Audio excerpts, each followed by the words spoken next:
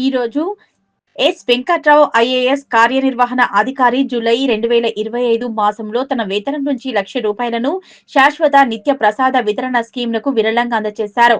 కార్యనిర్వహణ అధికారి భక్తుల సౌకర్యార్థం శ్రీ స్వామివారి దర్శనార్థం విచ్చేయు భక్తులకు 14/6/2025 నుంచి శనివారం మినహా మిగతా రోజులలో పులిహోర ప్రసాదము, శనివారం రోజున లడ్డు నిరంతర ప్రసాదము వితరణ పథకం ప్రారంభించనున్నారు. ఈ సందర్భంగా తన సర్వీసులో ఉన్నంత కాలము ఈ స్కీమ్‌నకు ప్రతి నెల తన వేతనం నుంచి ₹1,00,000 చెల్లించగలని తెలియజేశారు.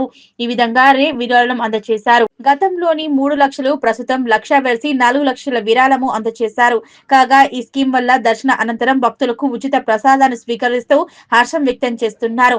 దాతలు తమ నచ్చిన రోజులలో నచ్చిన తిథులలో లేదా ప్రతినిత్యము వారి పేరు మీదన ప్రసాద వితరణ కొరకై వారి అవకాశాన్ని బట్టి విరాళమును సమర్పించి శ్రీ స్వామివారి కృపకు పాత్రులు కావాలని కార్యనిర్వహణ అధికారి కోరారు.